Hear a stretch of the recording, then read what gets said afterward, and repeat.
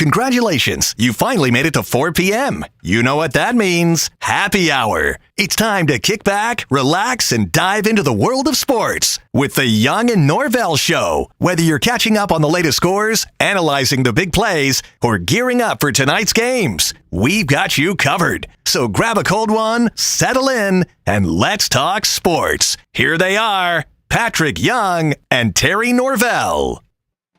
The Young and Norvelle Show rolls into the month of December, for God's sakes, with a lot to talk about. My goodness gracious. Folks, since last we visited, my goodness, what an incredible multiple days of college football. And it is all setting up now for the conference championship Saturday and then selection Sunday, of which we've never had in the history of college football.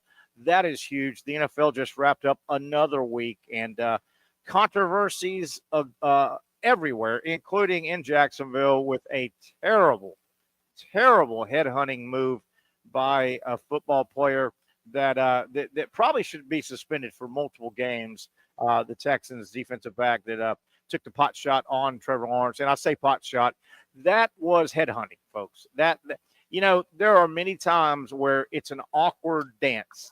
The ball carrier quarterback is going down but running full speed. And the defender who gets paid to stop the football is running full speed in the opposite direction. That happens a lot. There have been issues, situations, slide, late slide, bad slide, defender 100 miles an hour. And you see many times where the defender, even in midair, kind of tries to pull off a little bit and lessen the headhunting impact. That was not the case with the Texans guy. That was, as we welcome Patrick Young. Pat, you watched it. That was clear headhunting, man. That was a bad deal. And what a trade-off for the Texans. When the dust settled, Patrick, the Jacksonville Jaguars starting quarterback was out of the game. Yeah. And the Texans lose a defensive back. I mean, that's a pretty good trade-off for the Texans. Yeah, I guess so. It's most teams will say, and you get it. You hope that you can knock a guy out of a game and it not be a serious thing sometimes, if you know that they're that good and it increases your chances to win. But like, you just hope that it's not like done on purpose. But we've seen was the case, like with Deflategate or Bountygate back with the Saints a while back. Yeah, that was. And Patrick, you remember we had. I teared up, man. I teared up. I can't lie, man. That one hurt. It hurt. Yeah, that was headhunting. I mean, he didn't, and I described it. You've seen it, Patrick, where the defender gets caught the last step, and he goes, "Oh no, I need to pull back," and they will kind of pull back their body language. This guy was headhunting, man. Yeah, I think if he goes at Trevor, because if he doesn't throw his elbow with it and just like kind of like you see him putting his hands up and he hits him, like tries to lift his helmet up and hits him with his chest, I don't even think he gets flagged. Sure. He might still get flagged, but at least he might get flagged, but I think it's understandable. Yeah, it's understandable. And his body language said, "Man, it was a bang bang. That wasn't bang bang. That was all bang." He hit him he led with his elbow. Like, I don't. And then I just don't like that DeMeco Ryan. It's the first time I can say, like, man, he did not respond well here. No. Just coming to you can still be the side to the defense of your guy and not defend what they did. I just didn't feel like he was strong enough in saying how obviously if things were the other way around. Oh my goodness! You can only imagine what he'd be wanting and asking for. So that's why that was a little discouraging. And Pat, I want to ask you the rest of this year future for Trevor Lawrence. Let me catch people up. We are live on a Monday. Icebreakers Bar and Grill. You know it by now. We are inside the Community First Igloo, the headquarters for the Jacksonville Icemen. We'll talk some Icemen hockey about 4:40 with Alex Reed as we do. And just a wonderful place. This big, beautiful sports bar. What a facility over here. The corporate headquarters for the Jacksonville Icemen and their practice facility. Inside, if you're in this Emerson area and you're like, man, I don't have anywhere to take clients. I don't have anywhere to take my family. you cannot go wrong. Full service restaurant, big time food being served right here at Icebreakers Bar and Grill. Patrick Young, I guess we need to address it, but you've got to believe with 5 games remaining in the Jaguars season, they're 2-10. You go ahead and shut Trevor down the rest of the way, right? Don't you send Trevor Lawrence to the garage like a high performance race car, and you say, "Hey man, why you play him?" Yeah, don't you say, "Hey Trevor and medical staff, you guys have got 5 to 6 months. We need to tweak the carburetor, the timing belt, new tires. We got to get you ready 100% for 2025." Yeah, I mean, I think if you're gonna do that, when we'll have Dr. Bates on Wednesday, I think you just go if surgery is what he's waiting for, you might as well just go ahead and get it now so he can get that thing healed up and be ready by training camp. Because it's not his throwing arm, and I know there's 6 grades of AC joint injuries, and 1 through 3 not necessarily need surgery, but 4 through 6. Yeah. And I'm guessing he must be. If they're talking about surgery being a potential, he must be at least a level 4. Yeah. Yeah, you would think so. You would think. Hey, Pat, looking around at the NFL right now, the standings, we're coming down the home stretch. 5 games left. Well, a couple teams have 4, but most teams have 5 games left with the schedule. Man, look at some of these records. Buffalo, 10-2. They've got a 5-game lead in their division in the loss column. A 5-game lead. Kansas City, 11-1. They've got a 3-game lead. Philadelphia, 10-2. Detroit, 11-1. How about the NFC North? Detroit, 11-1. Minnesota, 10-2. Green Bay, 9-3. You forget about Green Bay. They're 9-3, Patrick. Yeah. Green Bay, they are. They're a really good team. They had an early loss against the Packers, and then I don't know who else they lost during the season, but I know Jordan Love was hurt. Malik Willis, I mean, he did his thing, man. He got them a win. He held them. And then he got the win against the Jags. You can look at the AFC North. Pittsburgh 9-3. They're battling Baltimore 8-5, and then you've got a couple divisions. The AFC South, the Jaguars division. I mean, Houston is running away with it. They've got a 2-game lead. They're 8-5, but the division's so bad. The division. The NFC South is another one. Atlanta and Tampa Bay, they're at the top, 6-6. How about that? And then the NFC West, Seattle 7-5 leads. Arizona 6-6. LA Rams 6-6. So there's a real dichotomy, man. Patrick, you know this. The NFL, probably their most defining word is parity. They hate when Buffalo is 10-2 and the Dolphins are 5-7. There's no parity there, man. No parity there. Well, it's not good for the fan base, I guess, with that exact example. The Dolphins have been completely owned by the Bills. Yeah. Like in their last 6 or 7 matchups. Like it's pretty ridiculous. Yeah, definitely. Hey, Pat, we'll get into a absolutely magnificent college football extended weekend. My God, where we start. But before we do that, Patrick, I know you pay attention and I pay attention, but are people missing out? What a hellacious start to the college basketball season. Oh, my God, it's so much fun.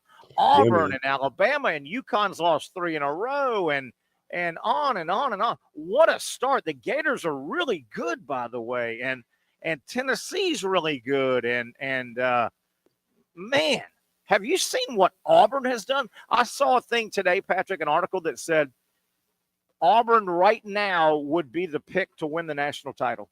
Yeah. Right now. And there's a long way to go. What about the college basketball season? I mean, just looking at going specifically to Auburn, Bruce Pearl, man, gosh, he knows how to turn a program and get his fan base inspired, and he's just the prototypical stud of a coach you want. I mean, and Janai Broome, he loves it. Janai Broome, his guys get better. He had some teams that just were good, just couldn't get through. Oh man, he gets great recruits. Yeah. Jabari Smith and the other guy that's really tall that I can't remember his name right now. Like those guys are in the NBA. And yeah, I mean, I wasn't thinking that this roster was going to Ooh, improve and be this good this they're year, good, but man. that's 2 years in a row that I have done that, and I'm going to stop doubting Auburn. When people say Auburn's going to be solid this year, I'm going to trust that. Man, they're good. They are really good. Janai Broome has been around forever, and I want to say Auburn was one and done last year, though. They got an NCAA March Madness. I think they got upset early, maybe even the first game. But Patrick, you were recruited at a high level. You played at a high level in college. Wouldn't you just love to play for Bruce Pearl? I I mean, know, he right? looks like he'd be fun as hell to play for, wouldn't he? Yeah, and their style of basketball is pretty great. It's fun. It's up speed, tempo. They try to get a lot of alley oops and dunks. How about Dylan Cardwell? He was 8 for 8 in that Ooh, championship yeah, game, and all he yeah. mostly does is dunk. But he hit a 3-pointer in that game too, so that's pretty cool. I, He's I been there for like 5 years.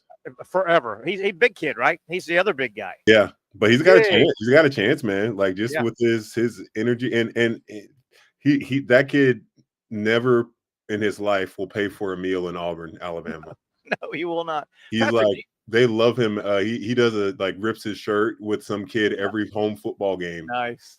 Like it's pretty viral. It's pretty awesome. Can't lie. Nice. Do you realize Auburn? I mean, we're only what 7, 8, 9, 10 games into the season, 8 or 9 games into. Auburn has wins over Memphis, North Carolina, Iowa State in the top 5, Houston in the top 10.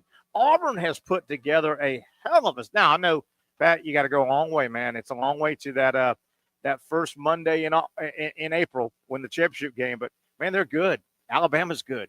Florida's good. What did you think of Florida the other night? Florida just kind of methodically undressed Wake Forest and then just blew out an unmatched Wichita State team. Oh yeah, and they're going to do the same thing to Virginia, and I'm actually going to be there for that game because any opportunity to see Virginia lose, You hate Virginia, right? Let's talk about it. man, I think they average this year like 53 points a game. 53 points a game. And it's a slow, boring 53 too, right? Well, it's they just make all the possessions and all because it's the polar opposite mindset to like how Florida plays. Florida's like get as many possessions, as many shots. Oh, we don't care about percentages, but we're gonna hit 90 points a game. Yeah. Like that's gonna happen. And Virginia's the opposite. Hey, we're gonna value each and every possession. The offensive rebounds are gonna be everything. No team is going to want to defend us for 30 seconds every single time down the court, but we're going to make them do it anyway. And we're going to run our offense. Oh my God. Oh yeah, it's really fun. But it's crazy, man. They've had some really good pros, like guys that go on to the next level, and they're great. Yeah. They're great guys to watch. Virginia's minus their coach, right? Didn't Bennett step aside? Yeah, they're on an interim coach right now. Hey, stay with Florida basketball. You saw the games over the weekend, the extended weekend. Florida's as good as ever. Damn, Condon comes out and hits 3 3-pointers. He stepped his game back. How hard is it for a coach, a coach such as Todd Golden to figure out? I mean, he's got 10, 11, 12 guys that deserve minutes. Well, you only have 200 minutes in a game. It's easy. You decide in how these guys continue to compete in practice. I think it's easy. And if you don't change, nothing drastic needs to be changed because he's playing all those guys. He's going to play them all. Yeah. You're going to get a chance. It's just a matter of like if Ruben didn't play that much in the USF game because he just seemed like he could not be effective. Yeah. And then he plays like a man against Wichita State where they have no answer for him. And he ends up playing almost that whole game. So having depth is probably their greatest strength. And the fact that these guys really love each other and they compete in practice, I think that's what changes and makes it, it's a great difficult because I feel like, for him, he can't go wrong when your guys are competing like this. He's just going to have to make the decision like, okay, how he just doesn't got it today. Let's throw in X, Y, and Z. Isaiah Brown. Let's give him more minutes. Like he's in a great position. I think Florida should honestly be like a top 10 team I think they moved up to 13th. The poll came out today. They're 13, I think, now from 18. And Pat, you played it at a high level. I always enjoy this part of the year in college basketball. This December, early January, because a lot of your coaches are still searching for, okay, who's my backup point guard? Who's my first big off the bench when it's Tuscaloosa and the place is going nuts and it's late December or late January? And you can see Golden figuring that out. He now trusts Aberdeen, right? Aberdeen he can throw in, and he says, hey, my offense is going to get run. His rotation of bigs, I mean, it's almost. I just don't see him trust. He just doesn't trust Aberdeen in like meaningful. And I don't want to say there's such thing as meaningless minutes, but there's just been a lot of times where I'm like, man, it'd be nice to put Denzel in these situations where, see if he can be the one to provide the spark. Yeah. Like he got a lot of shots up, but the game was over. Yeah. It was Wichita State. Well, it was scorer, though, isn't he? 40. They were up 40 something at one point because it was 20. It was terrible. They had 20 points. Wichita had 20 points with 7 minutes or 14 minutes left in the second half. Yeah. And then it went up to at one point to Florida almost being up by 50 points, and I could not believe it. That's terrible. You can't do it. Come on, Wichita State. All right, Pat, stay where you're at. When we come back, we did not dip into college football yet. And obviously the flag planting controversy between Florida and Florida State. Gators won the game, much like we thought they were going to win, kind of methodical. But, it got kind of ugly in Gainesville, in Tallahassee, in Ann Arbor, in South Carolina. It got ugly a lot of places. Patrick Young, when we come back, your thoughts on Mike Norvelle, Florida State. They were upset about the celebration. They've done some celebrating over the years. Matter of fact, they have a sod cemetery. They celebrate so much. We'll talk about that. College football was at its all-time best, I thought, last week for about 4 days. What games we had. We'll talk about that on the other side. The Young Norvelle Show continues from Icebreakers Bar and Grill.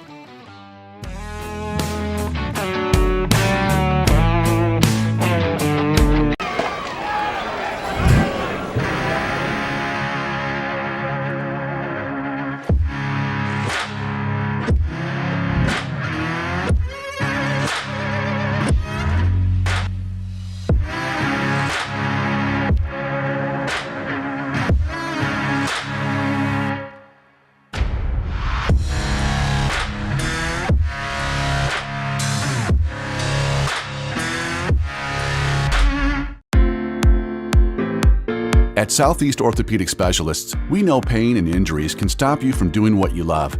This is why our board-certified orthopedic specialists offer the latest in both non-surgical and surgical treatment options and create a treatment plan tailored to your unique lifestyle and goals. So, whether it is a sports injury or that nagging pain that's keeping you from doing what you love, our team has the right treatment for you. For more information or to schedule an appointment online, visit our website. Finally, a family atmosphere, kid-friendly restaurant with a real sports bar feel. Bricks Jack's Beach features all of that and a large, climate-controlled covered patio with misting fans and heaters for all seasons. Mix in an extremely diverse menu that features the most quality and affordable steak at the beach, and there's no reason not to enjoy your next lunch, dinner, happy hour, or big sporting event at Bricks Jack's Beach, 300 2nd Street North in Jacksonville Beach. See you at Bricks Jack's Beach. You really got to hand it to him. Hold on. The previous play is under further review. I'm not sure what he could review, but okay.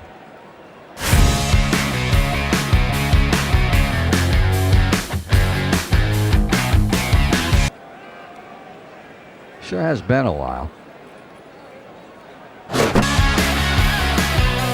Dine in at Hurricane Grill and Wings for the football season. Well, there he is. Oh, what is that? The Action Sports Jax 24/7 network is streaming. I'm Stuart Weber, and I'm here to teach you a nice three-step process on how you can watch all your favorite programming from the Brent and Austin Show every weekday 10 a.m. to 1 p.m. or the Cup Date with me. It's fantastic. We talk NASCAR. It's a great time. Wednesdays at 1 o'clock. All right, first step, easy. Download the Action News Jax app. You probably already have it downloaded on your phone, so you might already have that one taken care of. Step 2. See that stack of pancakes up there? You click that stack of pancakes, and it's going to bring down step number 3, which is a full screen of all the different streams that you can click on, including the Action Sports Jax 24/7 stream. You click that, the video's rocking and rolling on your mobile device, you're watching all the shows you want to, and you're having a good time. You can also do it on your smart TV with the Action News Jax Now app. I do it on my Samsung TV at home. It's a great way to watch it on a nice, large screen for all the content. That's the Action Sports Jax 24/7 network. Hope you can find it. You trust CGC to make your water great, and now you can trust CGC with your plumbing needs as well. Fast, convenient scheduling, licensed and insured. A quick call away at 904-552-1242. You never know when you're going to have an issue with a shower, toilet, or maybe it's a sink that sometimes is easy to fix. All right, let's be honest. I'm not fixing anything. I'm totally staging this because when I have a plumbing problem, I call CGC Water Treatment and Plumbing. Trained professionals, transparent pricing, customer satisfaction. Small problem or even a bigger issue. Maybe you need a new tankless water heater or something a bit more intricate. The experts with 25 years of experience at CGC Water Treatment and Plumbing can do it all. Call 904-552-1242 or visit cgcwater.com. That's 904-552-1242 or cgcwater.com. CGC Water Treatment and Plumbing, an authorized independent Connecticut dealer. Florida license number CFC 1432579. Next Monday, we are set up. Our shop is set up, of course, inside the Community First Igloo. You know that is where the Icemen train. That's where their corporate offices are at. And, of course, they play their games down in the arena. We'll talk some Icemen hockey with Alex Reed coming up in about 20 minutes as we are set up inside Icebreakers Bar and Grill, the tremendous multi-site, just huge sports bar inside this facility, the Community First Igloo, right off of Emerson. You see it when you drive down I-95. Patrick, you've got to address what you saw in Tallahassee. The game was kind of big brother and little brother like we thought. Florida kind of physically dominated the football game. They win by 20. The controversy really was after the game. I mean, Florida, celebrating on midfield, which is kind of the thing for most teams to do. What'd you think of the whole controversy? Mike Norvelle got his, ruffled a little bit. FSU's done some stuff in other teams' stadiums over the years, including they cut sod and or turf and take it back to their sod cemetery. Pat, what'd you think of all that controversy? Yeah, I remember that. That was that was uncalled for. Part of their program. I think the fact that we have to talk about it because it wasn't even a good game. Florida State really could have kept themselves in the game if they could stop fumbling the ball. I don't like it, man. I like it to a point. I like trash talking. But I don't like the you're not going to come on anybody's home field or home court and plant a flag, marking territory. If you're going to do that, I think you should do it at the end zone. At least you're not do it in the end zone. Yeah. Do it away. You're not going to do that midfield because if you do it in your own end zone, the other team's going to be so far away. The danger is in general just having those flags out there. Yes, exactly. It's a metal pole, It's a metal pole. I think one thing that exacerbated it, Patrick, was Florida State, their post-game melee was a late night game. It had happened during the day multiple times, right? So it happened at Ohio State, Michigan, which was a nooner, I think. It had happened early in the games during the daytime. So here comes Florida State. What did you think of the game? Florida wasn't crisp. Lagway did not have his best game, but my God, FSU, man, the season needed to end for the Noles. Who saw this coming? This type of a collapse for Florida State, and I don't know how quickly they can turn this thing around. Going back for your first comment, what's his name? Who's that quarterback? DJ Lagway. He just missed. He missed some throw. He missed a lot of throws that would have made that game seem, a lot more appealing. Just missed the throws behind, too far in front, too high, too low, which was pretty surprising. And Florida State, gosh, man, almost as bad as Did you watch Colorado and Oklahoma State? Yes, it was brutal. Brutal. And I told you Mike Gundy will be gone. It hasn't been official, but that marriage is over. My God, that was brutal to see. 52-0, wasn't it? Yeah, 52-0.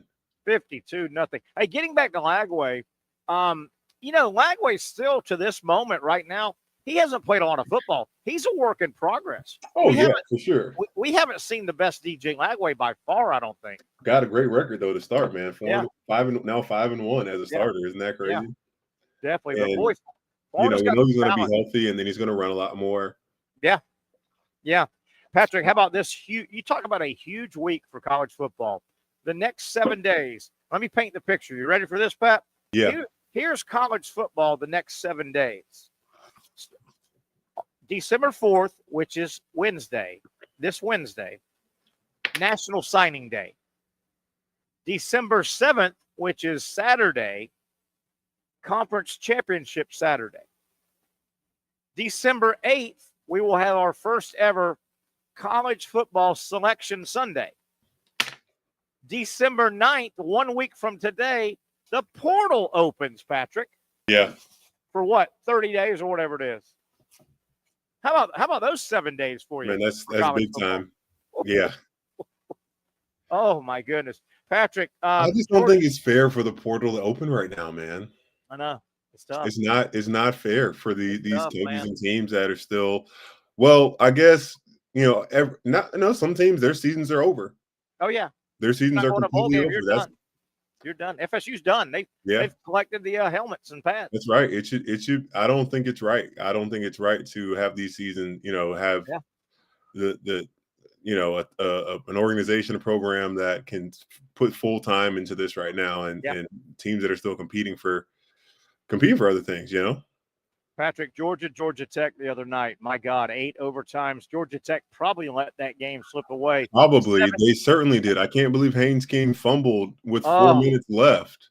Oh. And he was going to get that first down. They missed that. That was a targeting call, too. That guy drilled him right in the chest. Oh, really? Yeah, bad no call. But, man, Georgia Tech's up 17-0 at the half. They dominated. How about Georgia coming back, though, man? Oh, dude, I was so mad. You didn't I thought that was it. That was gonna be the highlight of the week for me, man. Sure. Sure. I know that's probably bad to say. No, there's probably I just like upsets, man. Yeah. I like upsets like anybody else. Well, you must have absolutely loved what happened in Columbus, Ohio, Saturday. Who saw Michigan, as battered and bruised as Michigan is this year? Who saw Michigan going into Ohio State and winning that game? Wow. But Ohio State gets a break, though. They still get into the playoff. Yes, they're going to get in. I just think with that, I haven't been overly impressed with this Ohio State team in the past where they're scoring, like CJ Stroud, 5 touchdowns a game. Yeah, for them to actually even to lose in Ohio State, golly, I just didn't think. I thought Michigan was going to have. There were a lot of self-inflicted wounds from both sides. I agree. You hear Gus Johnson's voice break like a baby. It was great, wasn't it? Oh, but it lasted. It was an interception. Multiple times. Gus Johnson. He was great, wasn't it? His voice was off the chain. How about Michigan had a third string walk-on quarterback and they go in and, hey, Ryan Day, there's talk, and I don't know if this is legit. You can't really say this, but there's some talk saying, hey, Ryan Day, you want to keep your job? You need to go win the national title. You're still going to get it. He's lost his last 4 to Michigan, for God's sake. Yeah, I know, right, man? And Harbaugh's gone, in case you didn't know that. Harbaugh's gone. Yeah. Wow. Okay, so we pivot from Ohio State, Michigan. Who saw that coming? Miami goes to the Carrier Dome, needing to beat Syracuse. First-year coach Fran Brown, and Miami lays an egg, gets beat in a track meet, which you were worried about because Miami's defense hasn't stopped anybody all year. Miami, they get beat, and Clemson goes in. Even though they lost earlier in the day, Clemson slides into the ACC championship game. How about that? How about Miami? I love that the coach, gosh, who was it? Who beat Clemson? Yeah, South Carolina. That when Frank Beamer. Beamer was like, man, there's a great rivalry. I hope that Miami loses so Clemson can still get a chance. And damn if they didn't. And they didn't. Damn, Man, how damn about Fran Brown Ah, down there in Syracuse? he's off the Kirby tree. You know that? He's off the Kirby Smart He tree. is. Gosh, Yeah, man. he's a Kirby Smart guy. But I thought Syracuse better offer him right now. you would Lock him think in right now. I thought that or could he's be a little gone. dicey game because Syracuse is a weird venue. It's they can get things going there, but you know what? I thought Miami would win that game. Speaking of a really good game, I hope you got to see Clemson, South Carolina. That was a fun game. They didn't score a lot, but they played hard, both these guys. And what about South Carolina, for God's sakes? 9-3. Who saw that coming? And again, like they should have had that win versus LSU. Probably. Like, it shouldn't even be a talking a debate right now. Yeah. And they're I don't know if they're going. I don't think they're going to get in. I don't think they are either, I don't Patrick. think they're going to get in. Here, Yeah. it sounds like every spot but one is pretty much accounted for. And the one at-large spot, it sounds like the discussion is going to be between Alabama, Ole Miss, and Pat, some people have even thrown South Carolina. Here's the problem with South Carolina. You realize Alabama and Ole Miss both have beat South Carolina. Yeah. So they beat them in head-to-head. That would be a tough ask. That's why. Yeah. I mean, you just got to go by the head-to-head there at that point because we can't really. Let's do something that's not for subjective, to be subjective.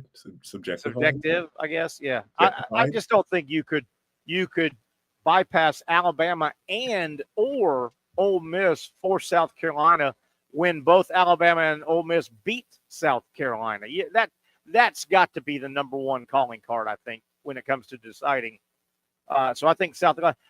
Who would have thought we were having this discussion, Patrick, about South Carolina on December 2nd? I know. We're talking about South Carolina and the college football playoff. Yeah. For God's sake. I know, right?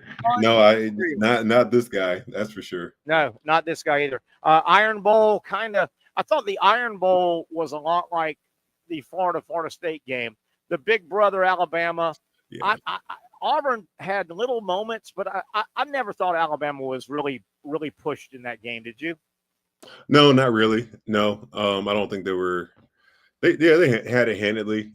It's crazy. Peyton Thorne has so many great stats career wise. He's just not an NFL quarterback. I don't think he's very good. But he has the most, I think, active right now, the most yards and career touchdowns. Yeah, something like that. Yeah. So, but I was like, isn't Jackson Dart or what's our guy that was at Mississippi State? Oh, well, I know Will Rogers. Will Rogers. I would think that they'd have higher numbers than he. Yeah, you would think. And then another game, I missed this. I thought Texas A&M may have something for Texas. It wasn't a high-scoring game, 17-7, but I thought Texas dominated the whole game. They really did. They didn't win by a big number, but Texas is good, man. Texas, they're good. I know they had that ugly half against Georgia, but they get to play Georgia Saturday in Atlanta. You realize Texas and Georgia could actually conceivably play 3 times this year? Oh, wow. Well, they'll play this Saturday as the second time, and they're both going into the playoffs, right? They can play 3 times. Dang, that's awesome. How about that? Boy, Texas is good, man. They're good. Yeah, I just think I saw this clip with Marcel Reed, and I don't think it would have made much of a difference. But he has tells with how he sets his feet before, and it hurts too that everything they do is in the gun. Is that yeah? Everything or the pistol, everything's in the pistol. But his feet even, it's a run, offset, it's a pass. He's just not good enough. But look, in the league, man, Anthony Richardson, Sellers, and Reed, they're going to be some, they keep developing. Yeah. They're only going to make this league, even more, and stay there, to prove that you don't have to be. You can still do it the traditional route of getting into freshmen and developing them. You don't have to get a transfer every year at quarterback to be a successful program. All right, Pat, before we take a break, I want to make this statement. I want your elephant memory. You got an elephant memory, Pat. I want you to remember this, okay? You ready? Mm-hmm. I'm going to make this statement, and I want your memory to remember it for me, okay? We just talked about the Texas Longhorns and their football team. Next year, you realize the schedule you played this year, you play everybody the opposite next year, right? This year, whoever you went to, they come to your place and vice versa. So Florida basically will have the same schedule as this year, except they'll go on the road or be home games. With that said, Patrick Young, hear me now and remember it later. I predict the hottest, most difficult college football Florida Gator football ticket will be next year when the Texas Longhorns roll into Gainesville for basically the first time. Do you realize Texas is going to come in probably ranked in the top 5 easily, and they're going to come in with a quarterback that gets a little publicity named Arch Manning? Texas rarely, probably has never come to Gainesville. Patrick Young, that's going to be the hardest ticket in the history of Gator football to get. Next year, Texas rolling into Gainesville. Mark it down. You heard it here first, Patrick. Yeah. Matthew McConaughey is probably going to make the trip. That's worth it. That's worth the weight in gold. We'll make the trip. Yeah, for sure. McConaughey and Arch Manning. Bevo, I guess they can't bring Bevo. They got no side. You know, there's nowhere to put Bevo. You can't bring that damn. No, you can't bring that. No, absolutely not. Right. But, can you imagine the Texas Longhorns? And they're going to want to come to Gainesville. You know how many Texas fans will empty the wallet to buy a ticket to get to Gainesville? Oh, man. They've seen the swamp. They've heard about the swamp. They've never been to the swamp. Dude, that's going to be the toughest football ticket in the history of Gator football. I'm telling you, next year. That's going to be fun, though. You better put your media credential in right now, Patrick. Right now. You better put it in. You don't need that. I don't need that. I always got a ticket. Hey, you want to talk some you know anything about hockey? Oh, not much. Nor do I, but I'm learning. You want to learn some You're hockey? trying? Yeah, I'm learning. I'm asking some crazy questions, but hey, there are no dumb questions. There are no dumb questions, Pat. I didn't say dumb, but they are crazy. Yeah. All right, we'll visit with Alex Reed. We do it about 4:40 every Monday here as we are inside the headquarters of the Jacksonville Icemen. Patrick Young, Terry Norvelle talking some hockey, and then Brent Beard kicks off the second hour. Man, we'll dive into these championship games. They're all set. They are all set. And who's going to win the Heisman Trophy? That thing's 2 weeks away. Heisman Trophy talk. That and a whole lot more. First hour, the Young and Norvelle Show continues right here on Action Sports Jax.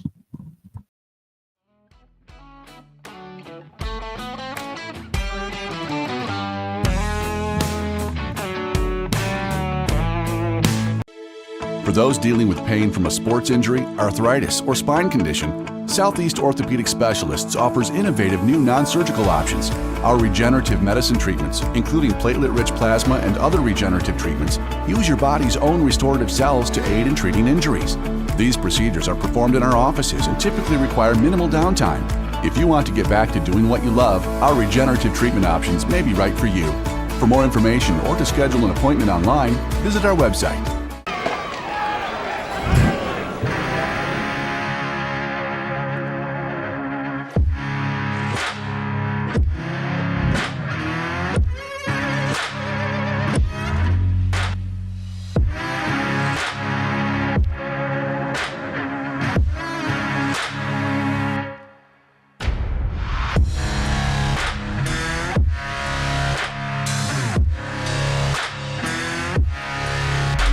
Finally, a family atmosphere, kid-friendly restaurant with a real sports bar feel. Rick's Jack's Beach features all of that and a large, climate-controlled covered patio with misting fans and heaters for all seasons. Mix in an extremely diverse menu that features the most quality and affordable steak at the beach, and there's no reason not to enjoy your next lunch, dinner, happy hour, or big sporting event at Rick's Jack's Beach, 300 2nd Street North in Jacksonville Beach. See you at Rick's Jack's Beach. You really got to hand it to him. Hold on. The previous play, is under further review. I'm not sure what he could review, but okay.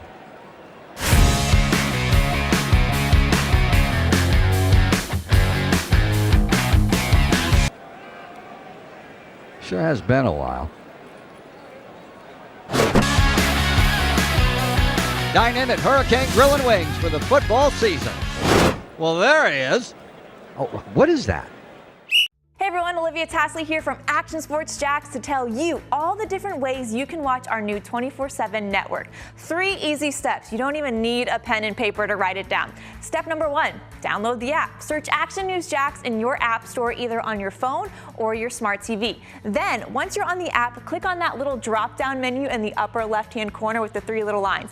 That'll show you these options, and boom, right here, click Action Sports Jax 24/7, and you will be brought to our continuous stream channel. That app can be accessed through all these different platforms, whether you have Roku, Fire TV, Smart TV, Apple TV, or Google TV. You can find our app. Now, if you don't have access to the app, don't worry, we still got you covered. We're across all social media platforms from Facebook, Instagram, X, YouTube, Twitch. We have a podcast channel. Plus, check out our short reels on our TikTok. Action Sports Jax 24/7. It's on all the time and everywhere. It's a new logo, new branding. With Bold City Heating and Air, it's an old school approach. One of the few locally owned and operated air conditioning businesses left in Jacksonville. It's hot, Florida in the summer. You can't do much to avoid it, but you can keep cool with Bold City Heating and Air. It's every customer counts kind of service, from when these trucks have pulled up to my home over the last couple of years and when they pull into your driveway as well. From communication to pricing to the actual service, everyone at Bold City Heating and Air cares about you. You know who is coming to your house. You know they will be well trained, and they will respect your home. Air conditioning convenience at boldcityac.com. Stay cool while it gets hot. Bold City Heating and Air can help. Don't get caught sweating all summer. boldcityac.com, and they have financing to help. New systems starting at $110 a month and $50 off any repairs. Stay safe, stay comfortable with Bold City Heating and Air at boldcityac.com. Homegrown in your hometown.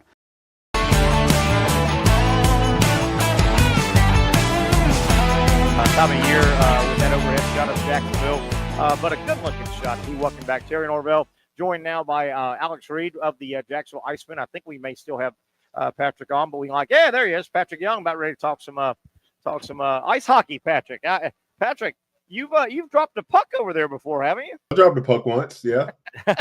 Yes. It was a surprise because I misread my text messages because I don't know. And they're like, "Yeah, you ready to do the puck?" I said, "What?" What? Surprise! Me? What? On Right the ice? now? And wait, what? yeah. In front of everybody on ice? That's my big fear. Yeah. As we welcome Alex Reed, the communications department. I don't have sea legs. Yeah, I worry about that ice, and everybody that works over at the arena, and I guess in your organization, you get on the ice, and they say you're going to have one of those. Yeah, you're going to have a boom. Patrick, an embarrassment on the ice. Yeah, no, I had one years ago right after the team photo, and I was actually walking off the ice. It was my last step off the ice. Oh, no. And as I stepped up off the ice, the other foot that was still on the ice gave out. There you go. And I ended up going straight down, and I landed on my pinky, and I dislocated it. So, yeah, so that was my moment. Not good. Alex, pretty good week. Iceman now 9-5, I want to say. Kind of riding the ship a little bit, climbing up in the standings. Had a tough start. A big win. Was it Saturday? Yeah. And I want to say, was that the game where 2 minutes in you scored, 6 minutes in it's 2-0, and this was the team that beat the Icemen like 5-0 way back. So you guys really turned the trick. Yeah, we saw them. Not yesterday Sunday, but the week prior, they beat us 5-0, and we were coming off the tail end of that. Greenville? It was Greenville. Yeah, it was Greenville. And we went up there to play. It was the tail end of a 3 games and 3 day slate. We've been very shorthanded with injuries, so I think that just kind of caught up with this in that game. So I know the guys are looking forward with a little bit more rest and playing at home to get back at Greenville, and boy, did they ever. They returned the favor. 2 minutes in, you score a goal. I don't want to say the word fluke, but how does that happen that quick? Is that just the face off, and next thing you know, it's on the other. I mean, how's that happen that quick? I mean, it's just just getting off to a good start. I don't think that's if there's one area I think coach would like to clean up is within our starts and games, but that one the guys came out flying, and I don't know if Greenville was quite ready for it. Yeah. And we got a couple of we stuck to our system, and we were able to get an odd man rush 2-on-1 the other way, and they just fed it across to the rookie. We have Brody Crane, who's going to be a really good player, and he finished off the shot, and it sets the tone. You want to get that first goal because it really gets the other team to open up from their scheme a little bit. Yeah. Now they're a little bit more vulnerable because they can't play their stuff. They gotta kind of open up from a defensive standpoint and get more offensive to tie it, and that's when you can really pour it on. And I think the Icemen did that. Patrick, I got to ask Alex. We talked here last Monday, Patrick. We were going into the bring your dog to the arena. Oh, yeah. How did that, Patrick? You can bring your dog to the arena. What was the name of that promotion? Pucks and Paws. Pucks and Paws. How did that go? How did that go, man? Oh, it's great. It's so much fun. I mean, just to see, you can bring your dog to the game. A lot of people have it. We have a potty area for the dogs and stuff like that. But I think the big thing is we have the big race, the doggy race in the second intermission, and it's always just chaos, right? It's total chaos. But it was another successful one. We had a great crowd, lots of dogs, lots of fun to be had. It was a great night on Saturday. Hey, Patrick, Alex was honest enough. He said one of the previous years they had the Pucks and Paws, and one of the dogs might have on the ice, if you know what I mean. Yeah. Who was the cleanup crew for that, man? Was that the intern? You gotta get the intern, Pat. Yeah, somebody had to come out get with the shovel. intern. Yeah, I think it was let's make you do it, Terry. No, I don't want to do that. Yeah, I think it was one of the ice crew guys came out with the old shovel and bucket. Yeah. So. Hey, man, I don't know if the union.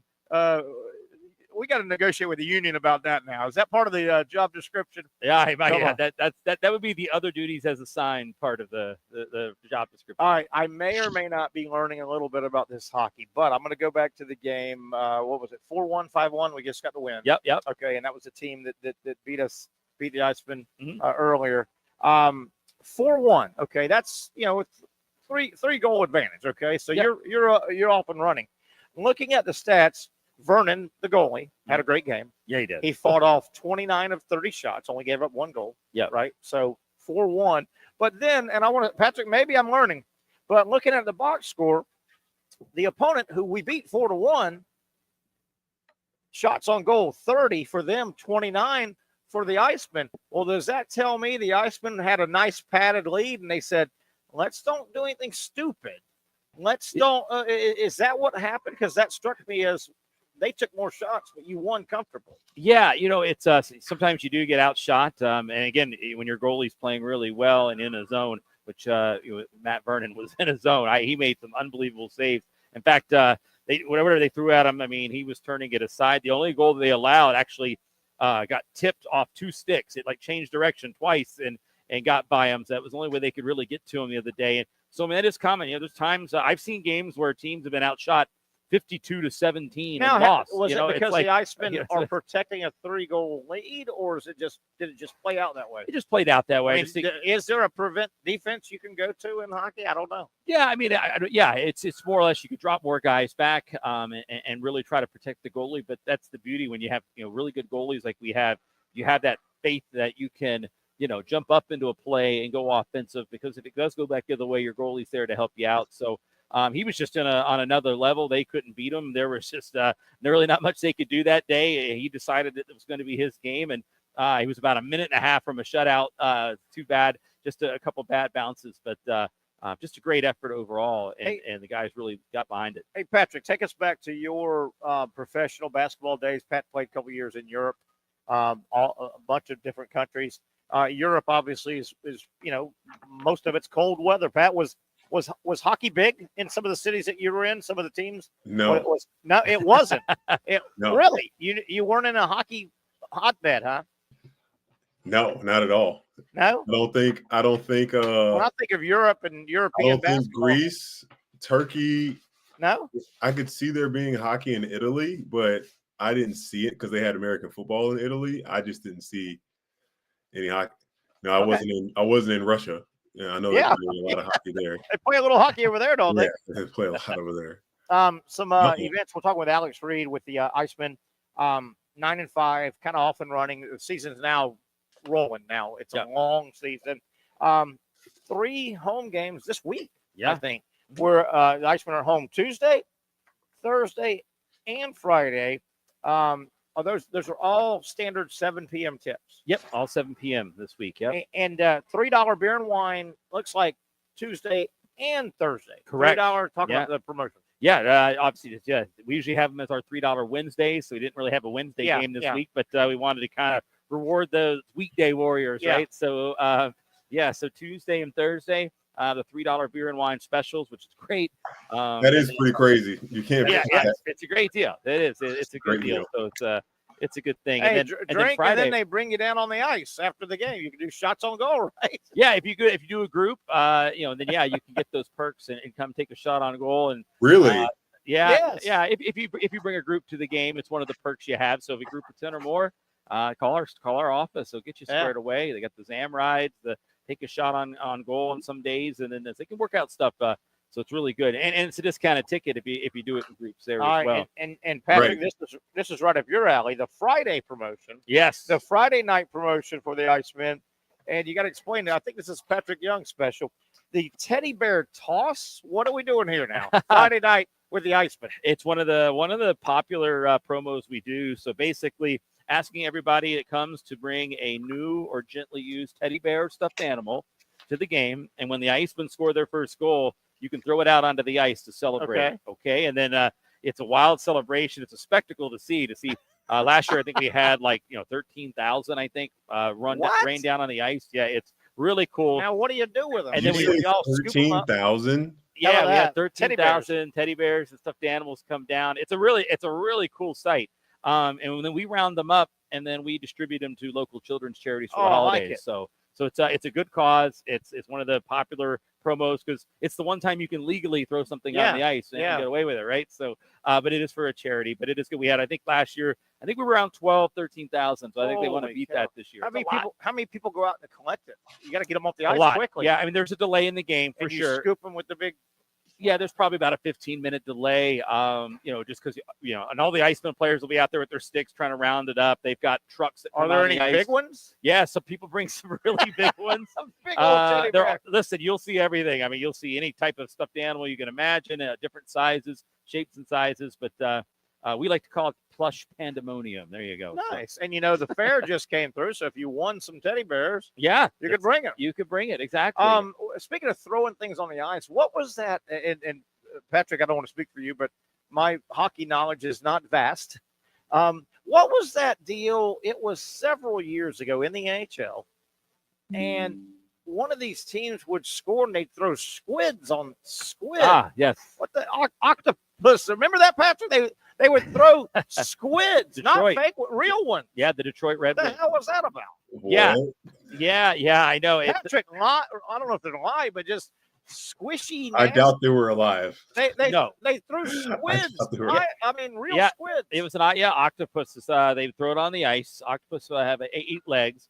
And I bring that up because it's an old tradition that the Red Wings would do because it took back in the day when there was only so few teams. It took 8 wins to win the Stanley Cup, and so they would start the playoffs. Usually, it's for the playoffs. They would throw a dead octopus on the ice because I guess the 8 legs means you're going to win 8 games. I don't know, but I think that's kind of the. And this is Detroit, you said? Detroit, it's a Detroit. I think in Nashville they try to copy it, but they throw a catfish on the ice. I don't know what that. Patrick, I don't think squid smell as bad as fish do. Well, maybe they do, but not as fat. Like, gosh, now, I can only imagine how do you smell in there. I mean, that's the big question, Patrick. Is like, how do you sneak this in? You got to carry around this smelly thing and hold on to it for a couple hours before you throw it. So, Patrick, really next time we go to a game, can you imagine? Hey, Pat, I'm gonna swing by and pick you up. Yeah, let's head on down to the Icemen. Well, let's swing by the seafood store real quick. Yeah, and you just buy Let's throw some live blue crabs out there. Let's see how some Mayport shrimp. What in the world? But right. Is that still a thing? It was like they were in the playoffs too, and there were a bunch of them. Yeah. What do they do with those? And they scoop them up. What do they do with them? Yeah, somebody, I think, on the ice crew has to come out, or they usually send one of the ice girls out, and they swing it around or whatever, and make a spectacle of it. But yeah, it's a tradition in Detroit. Like I said, All I really know is just that the Octopus have 8 legs, and I think it's what it took to win the Stanley Cup. And, now it's 16 wins to win the Stanley Cup. And am I correct? Am I correct? Pat Macon knows a little background on this. The sports term hat trick. Mm-hmm. That's a hockey. Yeah. Yeah, that's it's not just 3 hits in a game, baseball, or 3 touchdowns. A hat trick is a hockey term, right? Yeah, it is. 3 goals in a game. It's what they call a hat trick. So you score 3 goals, they call it the hat trick. And, I think they use that term in soccer there as well. Yeah. But it's a negative connotation in baseball. You strike out 3 times, right? And you got the hat trick. Yeah. And the golden sombrero is like 4 strikeouts. Yeah. But the hat trick is 3 hockey goals. Yep, 3 goals by the same player. By one guy. Mm-hmm, by one guy in a game. Yeah, so it's something that doesn't happen often, but it happens more often than you think, actually. But it's a big deal. So yeah, everyone tries to get the hat trick. We had a guy who had 2 goals on Saturday, and when Greenville pulled the goaltender to allow for the extra attacker, and the net was empty, we had him out there, hoping that he'd get the shot, but just didn't work out there. So, tough though, right? 3 in a game is tough. It is tough. Yeah, it's not really easy to do. That's why they make a big deal of it. A hat trick, if you can do it, you're a magician, right? We talked about the as we wrap up with Alex Reed from the Jacksonville Icemen. We do it every Monday here about this time. We had a lot of fun things. The team was in and around Jacksonville on the Thanksgiving weekend. How does December look with our team in terms of, Christmas Eve, Christmas, or kids start getting out of school, the 20th or whatever? How's our December promotions look? Yeah, lots of cool stuff happening. I mean, obviously, you talk about holidays. The Pucks and Paws this Saturday is going to be great because, again, you get to throw something on the ice. It's fun, but we're going to round all those up. Go to children's hospitals. Well, the teddy bear. Yeah, with the teddy bears. Yeah, the teddy bears. Sorry. Yeah, the teddy bears and stuffed animals. We'll collect them. It's going to go right back to children's charities, which is great. Nice. So we'll put some smiles on some faces there. And then, on December 14th, we've got our ugly Christmas sweater jersey night. We're going to wear jerseys. Patrick, get ready. I've seen some of your clothes, Patrick. Get ready. You can win this thing, Patrick. You can win it. Pat, you can win it. I saw that sweater you wore last year. Taking shots out of nowhere. Yes, Good gracious. Wham. We do want everyone to wear their ugly sweaters on that day, but the team will be wearing jerseys that look like ugly sweaters. So that's a nice little promotion. Nice. Then, hey, for the Parrot heads out there, Margaritaville night on December 27th. So there you have it. That's coming up, but should be fun. And then if you want to look ahead a little bit to January, Lizard Kings weekend. It's January 10th. And that's a throwback, right? That's a throwback night. Yeah, we'll be wearing Lizard Kings jerseys and stuff. I know a lot of fans get excited. Hey, you remember the Lizard Kings? I do. Yep. Yeah, a long time ago. Lizard Kings were, might have been one of the original. I went to one of the games when I was a kid. You really? Very nice. My dad took me. We need to get a Patrick Young bobblehead night. Throw them on the ice or something. Yeah. Why would we throw them? Yeah, they would break. Yeah, the head would come off. Yeah. We don't need a headless. We can just give them out. And, Yes. Let's give them out. Pat? Huh? It'd be cool to give like a Patrick Young pump up shoulders that you just like slide on your arms. I don't like that. No, I don't like that. It makes pump up the arms. That's too good. No. I still think we need to put you in the goal and let everybody take shots at you. Man. No, it'd be good for charity, Pat. This is my friend. This is for hey, Patrick, for the foundation. Let's do it for the foundation. I'm thinking for the foundation. I don't like. I like to be alive for my foundation. Yeah.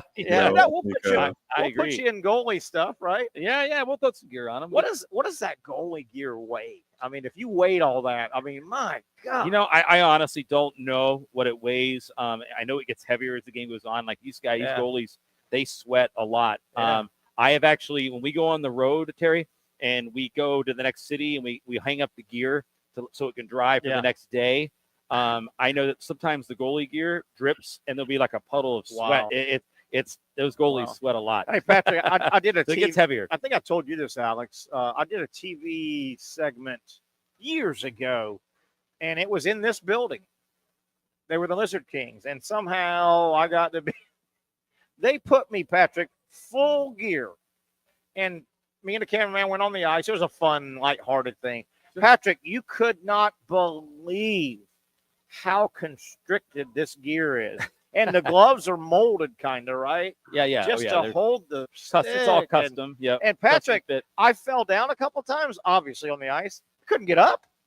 You had these huge things on your legs. Or the pad. I couldn't get up. It's amazing what these guys do. But obviously, a lot of that stuff's custom Yes. fit for that. This is what I've heard, though. I've heard this, that out of all the locker rooms that have the worst funk, that hockey locker rooms have the worst funk known to funk, man. It's that'd be an accurate statement. Yeah, there's no doubt. Yeah, I mean that's why they have to hang the gear, get it dry, and really it gets worse because you need heat, right? Heat is drier, so sure. They run the heat in the room. They got the fans, they got the fans going, and it gets it stirred up pretty good. Probably need like 15 damp rids in there just to absorb that dehumidifier. Like, goodness gracious. Yeah. And the problem with arenas, as you guys know, Patrick, basketball, you Alex, hockey, in the bowels of an arena, there are no windows or anything for I mean, it's just the artificial ventilation, but you want to be able to, like in your bathroom, when you take a steamy shower, right? You want to open up the window, but the bowels of arenas, Patrick, all the basketball arenas, there just aren't windows to open get a breeze. No, there's not. But so that's why you have the fans running in the room. Keep that stuff dry. Keep the air moving a little bit. Patrick, you took us to. I will say our equipment manager though he'll wash the gear like every once in a while. Nice job for that guy. Just so it gets stinky again. That's all. All right, Alex, let's get together and do it again Monday. So a big weekend: Tuesday, Thursday, Friday. Icemen home promotions like crazy, including the teddy bear toss on Friday. Yep. Yeah. Thank you, buddy. Yep. All right, Patrick, hang tight. I think Brent Beard's going to join us. We're going to go over all this crazy college football from this past weekend, and all the championship games are set. College football steaming toward the first ever Selection Sunday with 12 teams coming up. We'll talk college ball on the other side.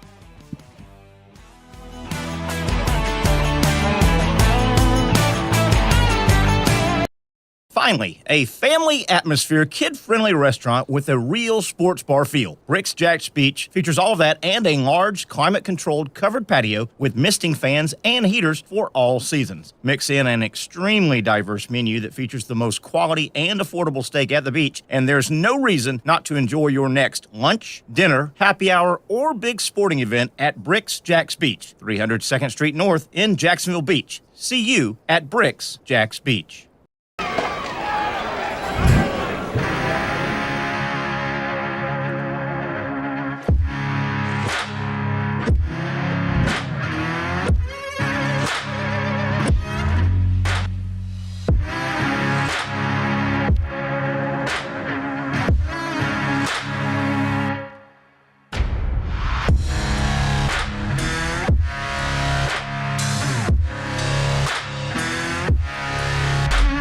For over 20 years, Southeast Orthopedic Specialists has been providing the highest level of orthopedic and spine care to patients throughout Northeast Florida. Now, we're making that same great care even more convenient with Southeast Orthopedic Specialists Direct, a walk-in clinic where you can be seen for pain or injuries with no appointment needed. Staffed by orthopedic physicians and specialists, we offer everything from diagnosis and treatment to imaging and bracing, all with no appointment needed. For more information, hours, and locations, visit our website.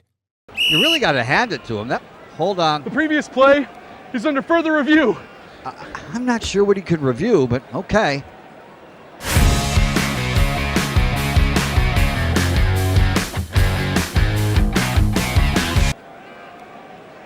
Sure has been a while. Dine in at Hurricane Grill and Wings for the football season. Well, there he is. Oh, what is that? Hey everyone, Olivia Tasley here from Action Sports Jax to tell you all the different ways you can watch our new 24/7 network. 3 easy steps. You don't even need a pen and paper to write it down. Step number 1, download the app. Search Action News Jax in your app store either on your phone or your smart TV. Then, once you're on the app, click on that little drop-down menu in the upper left-hand corner with the 3 little lines. That'll show you these options, and boom, right here, click Action Sports Jax 24/7, and you will be brought to our continuous stream channel. That app can be accessed through all these different platforms. Whether you have Roku, Fire TV, Smart TV, Apple TV, or Google TV, you can find our app. Now, if you don't have access to the app, don't worry, we still got you covered. We're across all social media platforms from Facebook, Instagram, X, YouTube, Twitch.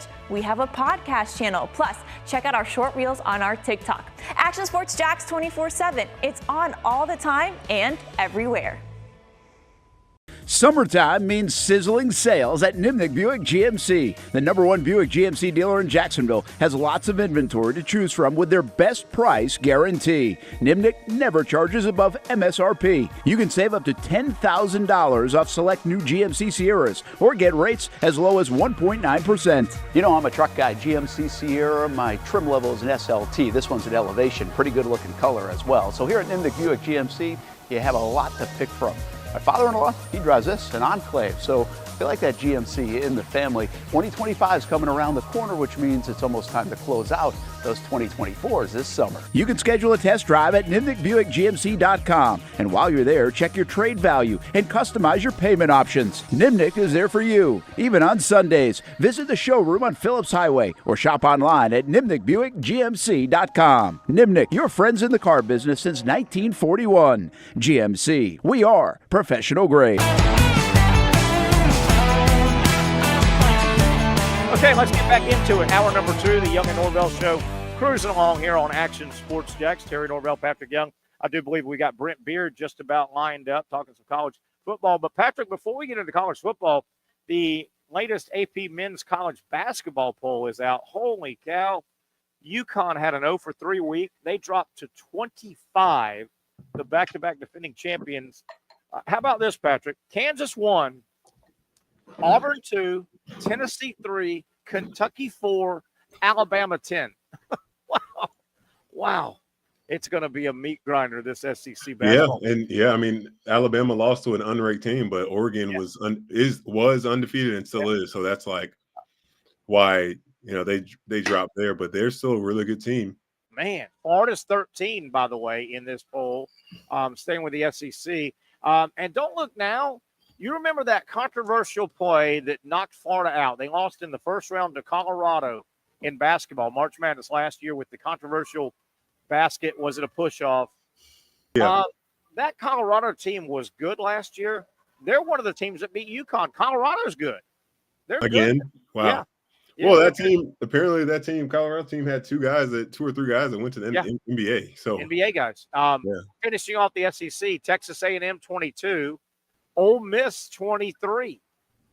Wow. But what about Auburn, Tennessee, Kentucky 2, 3, and 4? Is Kentucky that good? I haven't seen them this year. I haven't seen them, but I think they can shoot it well. I don't know really any of their guys. Wow. How about Kentucky and Mark Pope? But I don't see Arkansas and John Calipari. Am I missing them? I don't think they're ranked. No, I don't see them in this AP poll. So, wow, college basketball. What a fun holiday season it's been so far for college basketball. We welcome Brent Beard. Mr. Beard, talking some college football. Brent, we got to look back at all the great games, but how about the next 7 days? Patrick and I were talking about it. Here's your 7 days of college football coming up. Yeah. Wednesday the 4th, National Signing Day. Saturday the 7th, Conference Championship Saturday. Sunday the 8th, the first ever 12-team selection Sunday college football. And then Monday the 9th, a week from today, the portal opens, Brent. Yeah, that's amazing. And by the way, on Wednesday, you can add Alabama, North Carolina, and basketball, and Auburn and Duke. Also on Wednesday night. That ain't bad at all, to say the least. But by the way, in that Oregon loss, as Patrick was talking about, Bama may have lost Reitzel, maybe even for the year, with an Achilles. Oh no! So he was banged up last year, wasn't he? Yeah, and he had really come on. So. He was doing well, but yeah, man alive, I'm happy for Pat because it's going to be a fun SEC basketball season. And by the way, any chance Hurley could quit being a baby long enough? Man, he had a tough week. cry me a handful. You won 2 straight national championships. Shouldn't you be relaxing a little bit and be content with what you're doing? I mean, I know that's what makes these guys who they are, but his behavior on the court. I mean, y'all help me on this. This is not, and we'll get into football in a second. This is not the NCAA tournament, guys. Right now, it's a holiday tournament. Yeah.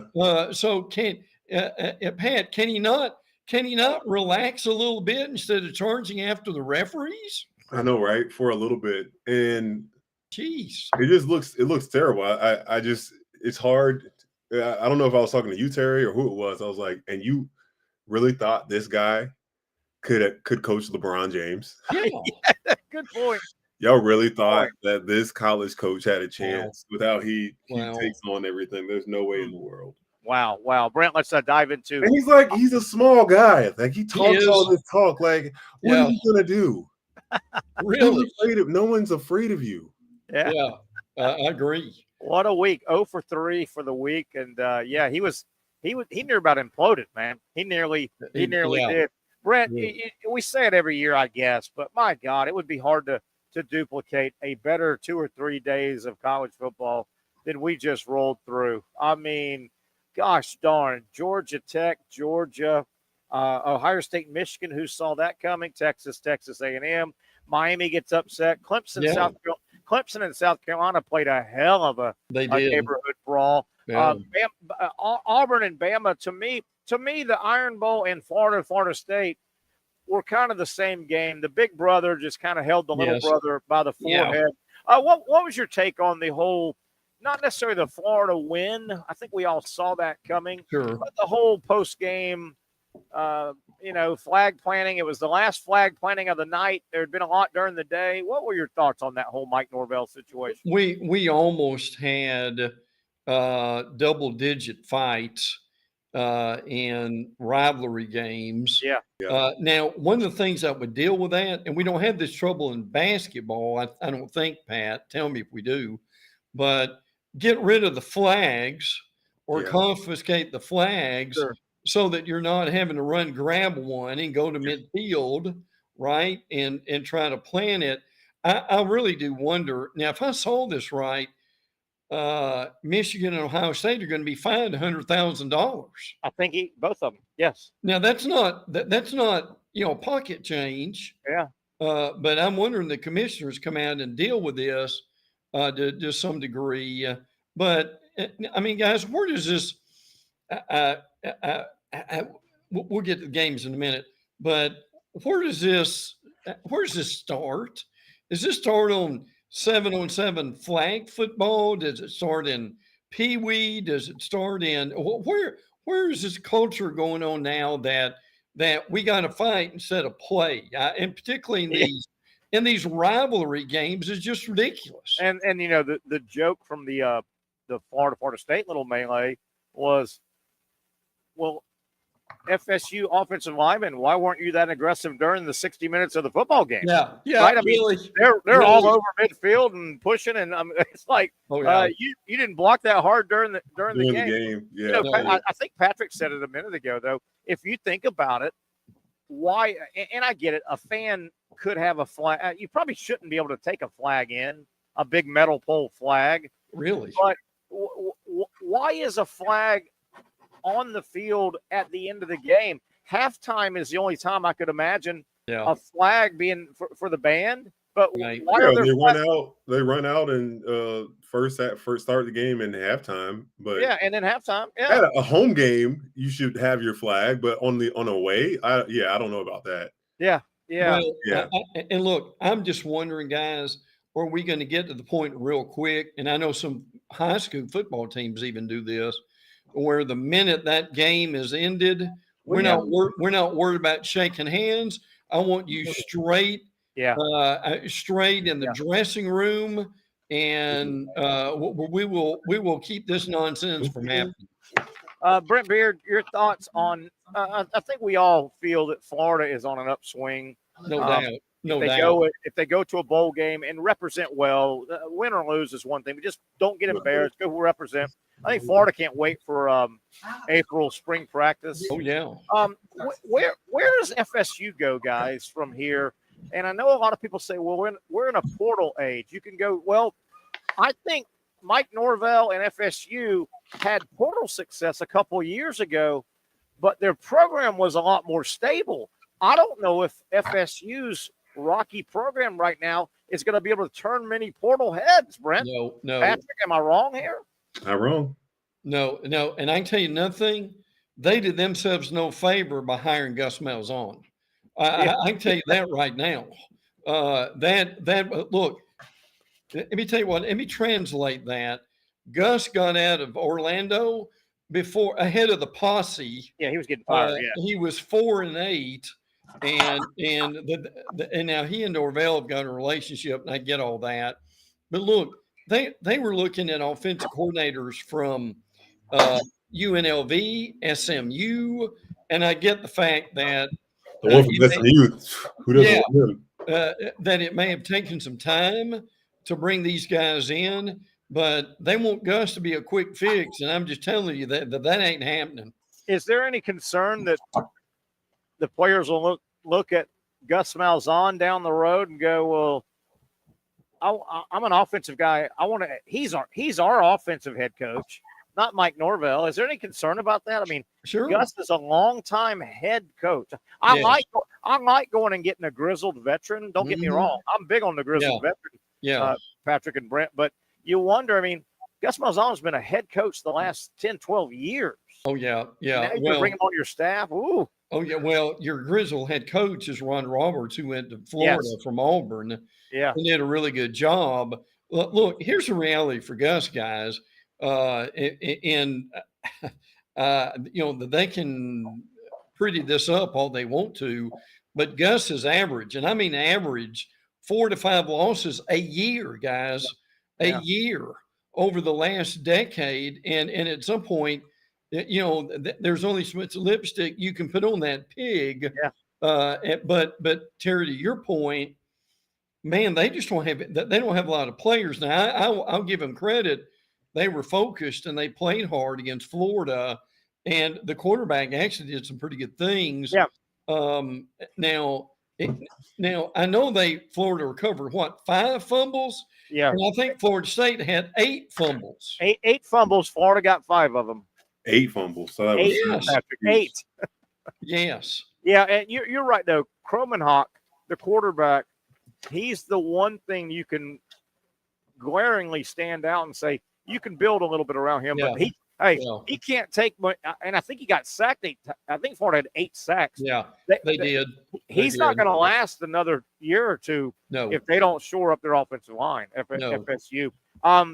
Brent, what'd you make of Georgia Tech? Boy, Georgia Tech, that could have capped off to hell with a bowl game. If Tech had held on, that could have capped off a huge season for Brent Key. What'd you make of that? That was such a fun game. See, Patrick Young could go to sleep at the end of regulation and wake up refreshed with a full beard. And they're still playing in 8 overtimes. Okay, look. I actually went to sleep when there was a fumble. Hayes King's fumbled at the 4 minutes left. I knew the game was over there. Yeah. Yeah. Now I want to say they missed that targeting call. The guy. Boy, they did straight into his chest. And listen, and to Haynes King's credit, he got the first down. Yeah. Sure did. It was a keeper, and he got it. But I mean, look, give Brent Key a lot of credit what he's done at Tech. I mean, they've been that was guys. There was no accident with that.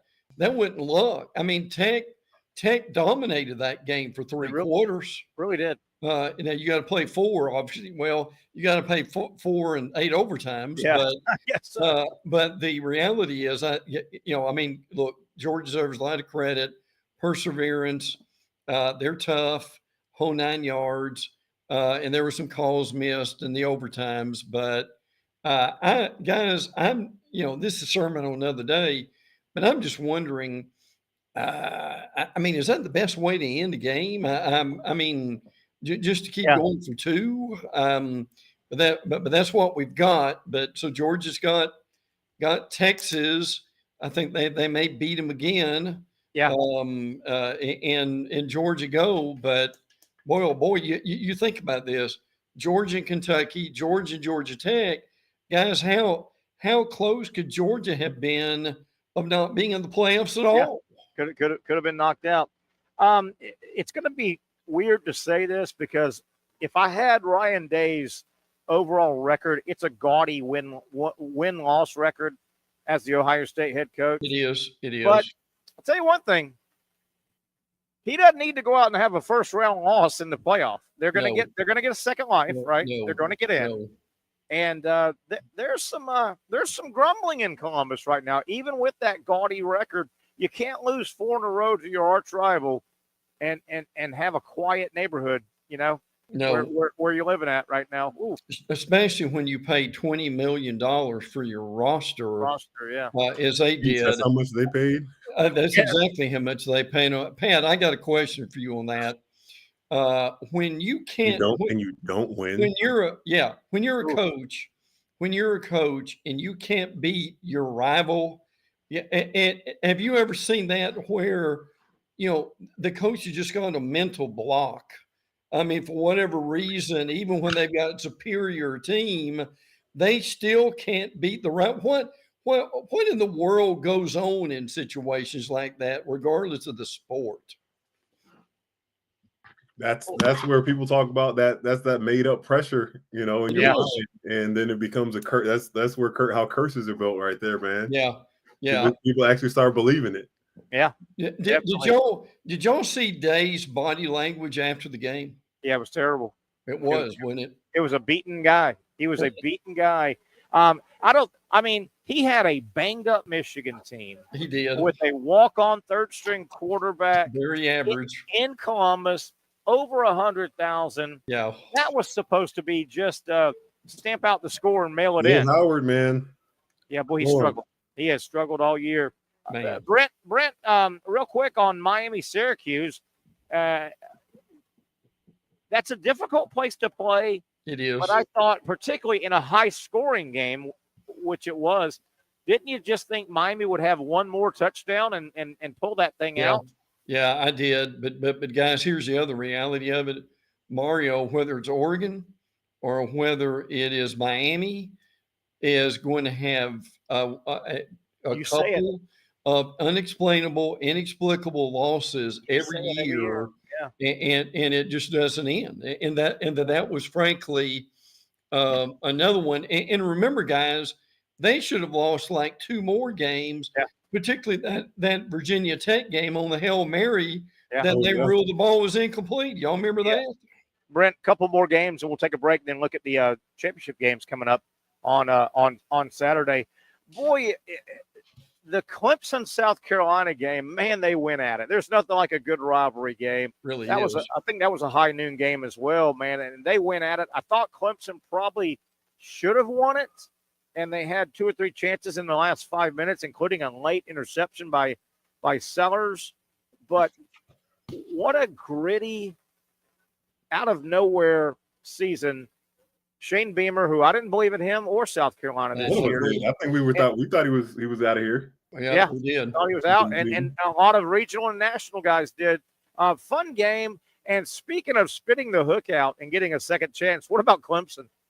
They walk off that field dejected, and then they see Miami get beat by Syracuse, and that puts them back in it.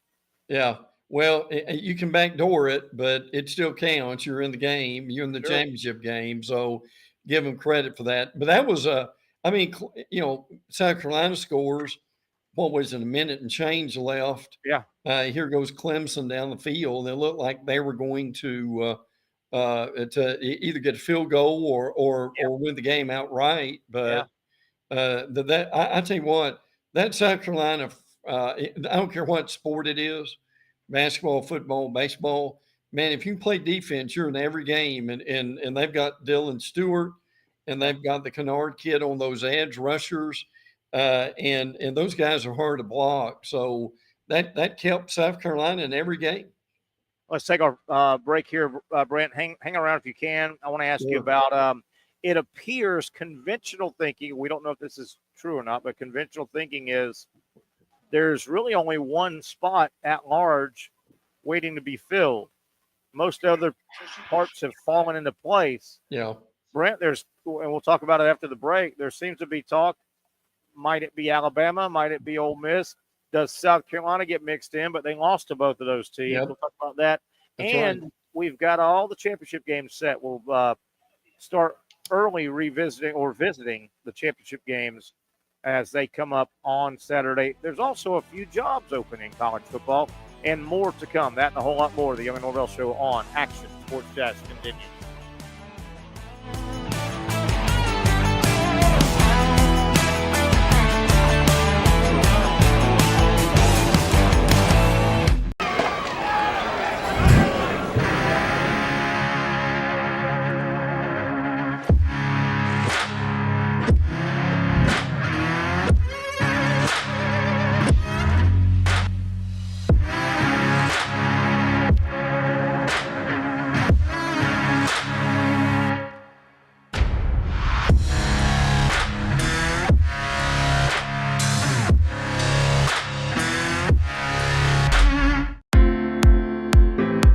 At Southeast Orthopedic Specialists, we know pain and injuries can stop you from doing what you love. This is why our board-certified orthopedic specialists offer the latest in both non-surgical and surgical treatment options and create a treatment plan tailored to your unique lifestyle and goals. So, whether it is a sports injury or that nagging pain that's keeping you from doing what you love, our team has the right treatment for you. For more information or to schedule an appointment online, visit our website. Finally, a family atmosphere, kid-friendly restaurant with a real sports bar feel. Rick's Jack's Beach features all of that and a large, climate-controlled covered patio with misting fans and heaters for all seasons. Mix in an extremely diverse menu that features the most quality and affordable steak at the beach, and there's no reason not to enjoy your next lunch, dinner, happy hour, or big sporting event at Rick's Jack's Beach, 300 2nd Street North in Jacksonville Beach. See you at Rick's Jack's Beach. You really got to hand it to him. Hold on. The previous play is under further review. I'm not sure what he could review, but okay.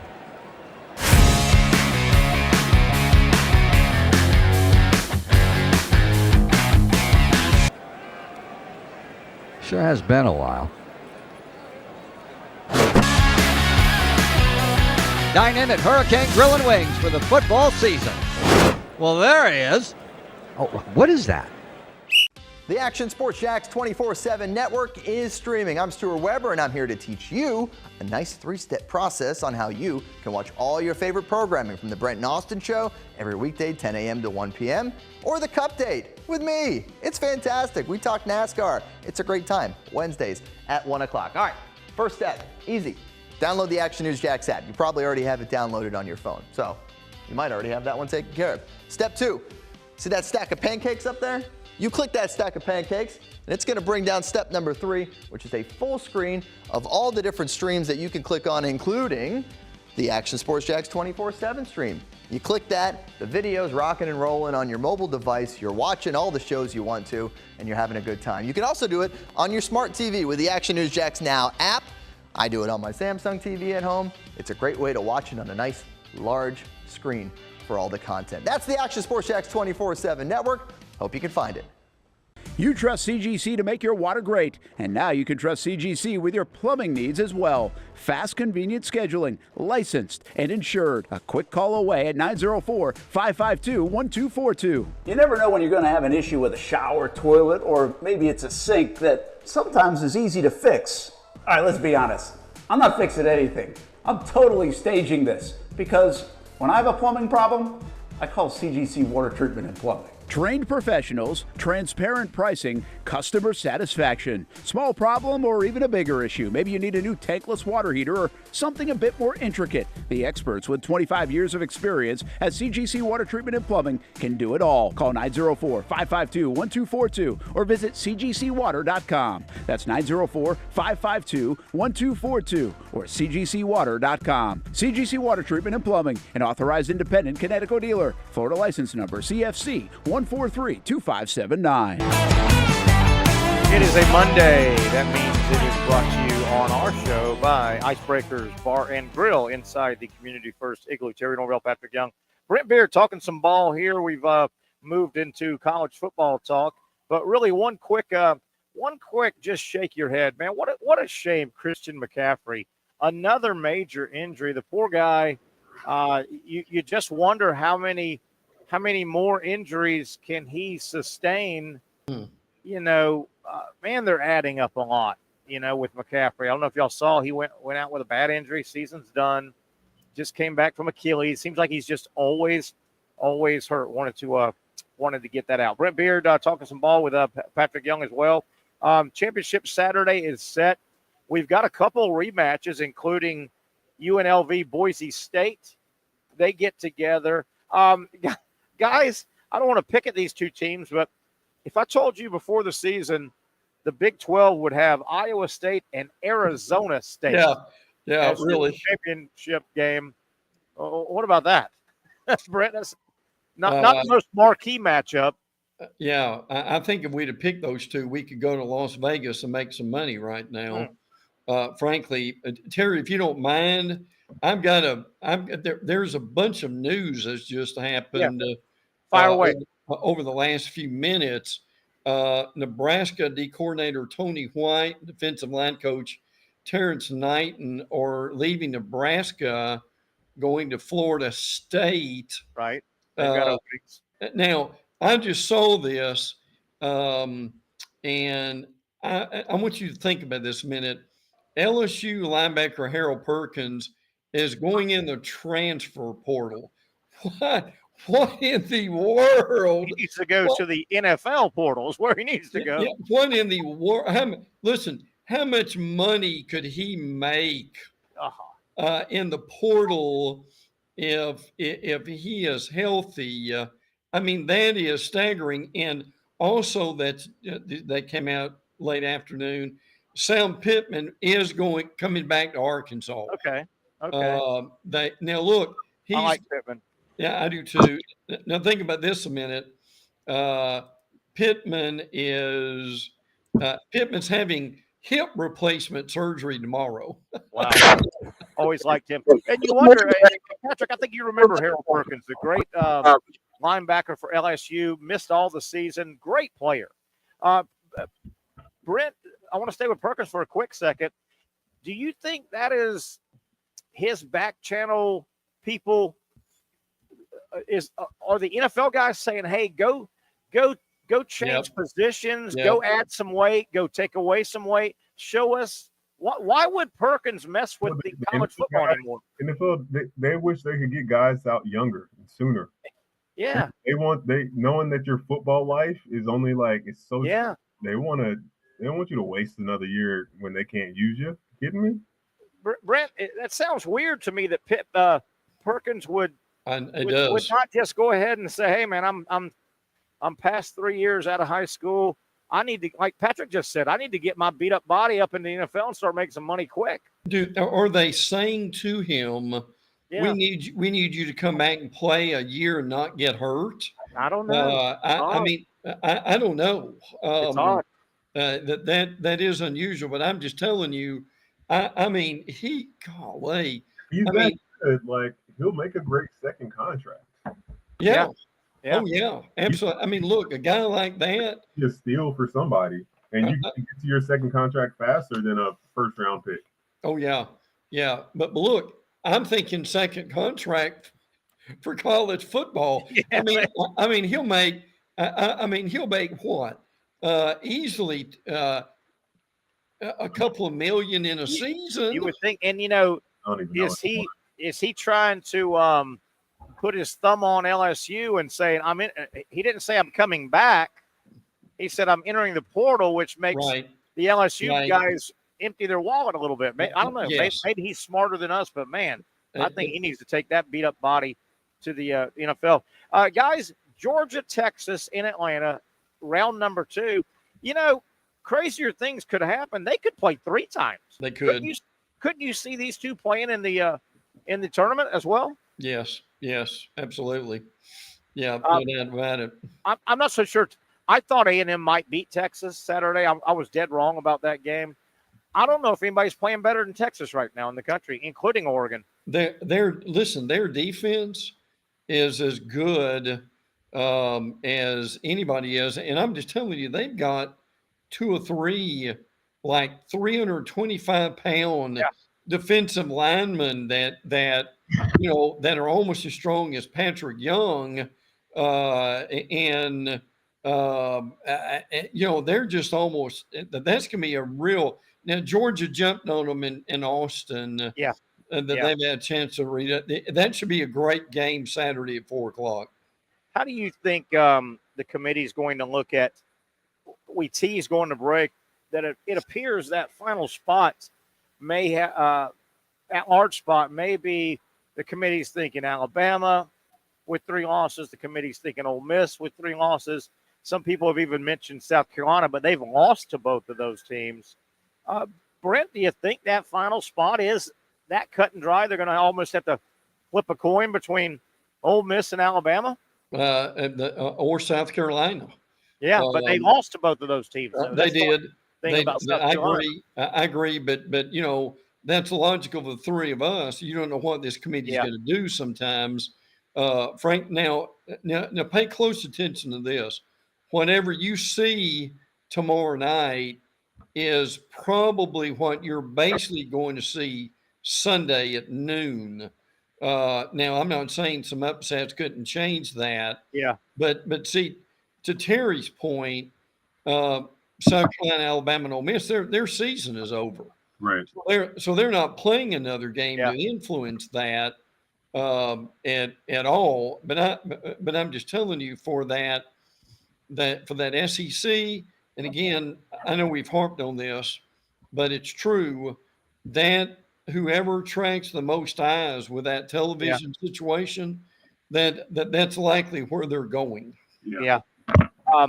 Penn State gets in due to Ohio State getting upset. They get in their championship game. They're in the playoff anyway with Oregon. How about forgive me for James Franklin if he makes it to the big game? Yeah. Really winning it, but making it to the big game, that'll forgive a lot of sins. Boy, it seems like things fall his way. He doesn't win the big game, but Penn State, to not win the big game, quote unquote, aren't they always ranked 5th or 6th in the country and in the mix somehow? Yeah. I mean, how about the way that thing played out? Oh yeah. Because now James Franklin, and Penn State people are frustrated with him. Sure. But guess what he gets to say? Hey, That's I took right. our team. We went to the championship game of the conference. Well, look, and now ponder this a minute. The playoff, instead of now, I agree that it can put some pressure on coaches, but what the playoffs is going to do, playoffs is going to save some of these coaches. Oh, sure it is. To your point, okay, we ended up in the championship game. We're in the playoffs. Now, there's a way in the world you lose your job because of that. I mean, that's progress. That's going to be the part in your contract where maybe it activates an automatic extension. Yeah, it could. Yeah. You know, the playoff will get used by the coaches, just like, and Brent, you're old enough to remember this. What was it, 30 years ago? For a million years in college football, there was a top 20. The ranking was the top 20. Patrick, it was the top 20. Nobody thought it was top 20. Top 20. You'd wait until Tuesday came out. We want to see the new top 20. About 30 years ago, miraculously, without an announcement, nobody said why, it went to the top 25. Yes. And you know why they did that? That's 5 more coaches every year that can tell their booster clubs and their president and their AD, hey, we were ranked. We finished the year ranked. We were 21st. That's the whole reason it went like that. Yeah, it is. Remember that, Brent? Oh yeah, absolutely it was. Yeah, that and to Patrick's point, what is going on with the playoffs now is going to be a new point in some of these contracts. Yep. In how they work some of this stuff out. Yep. But Terry, that's a really good observation. Is and it didn't this year necessarily, but for Lane Kiffin and James Franklin, the playoff will extend their jobs further. Sure. I agree with that. I definitely agree with that. Guys, we have some jobs already open. I've got a couple more I think could open, and we'll just kick around a few. UCF is open. I think it's a decent job. Not great. Decent job. North Carolina is open. I think that is a nice job. That it is. Oklahoma State is not open yet. Isn't that just a matter of time, Brent? Probably. Mike Gundy. And Terry, by the way, for North Carolina, your interim coach for the bowl game is Freddie Kitchens. I remember him. The former Alabama quarterback. Do you remember Freddie? I certainly do remember him. Kind of a clumsy, blocky. Yes. Too big to play quarterback, but he played quarterback anyway. Freddie was probably about 2 cheeseburgers away from about 270. Yeah, I agree. I agree with that. West Virginia open up. I don't think that's a very good job. Mark Stoops swears he's coming back. It wouldn't surprise me if something out of left field happened with Kentucky, but he swears he's coming back. It would not surprise me if Deion Sanders told everybody at Colorado, hey, yes, I was planning on staying a long time. I did not lie. I was very honest, but the NFL is the NFL. It only comes around once sometimes, and you got to jump on it. It wouldn't surprise me if Deion, with his kids leaving, with Travis Hunter leaving, it wouldn't surprise me if Deion popped his butt up in the NFL. Well, it wouldn't. Fire on him. But now the problem he's going to have if he does that is all these kids changing their mind. Yeah. And by the way, we can't forget National Signing Day is Wednesday. And coming to Colorado and then him leaving them. Now that won't be the first time that's happened. We all know that. But there's still rumors about, if Norvelle left, would he come to FSU? And I can tell you that FSU administration is not eager to have him there. How about that? But I give it to Deion credit for what he's done. And guys, and I've got the deadline is a week from today at 5:00. Would it surprise you at all if Travis Hunter, offense, defense guy, wins a Heisman Trophy? I think he will. Patrick, what are your thoughts on Heisman? Do you have a feel for who's going? I think Travis Hunter is and probably should win it. Oh, Pat, I think you hit your mute button. Yeah, the fact that he wasn't on the Jim Thorpe finalist list is I don't. That was nuts. Wasn't it? Pitiful. People fall through his side. Like, I'm not so sure. Does that help him get some more Heisman votes? Maybe.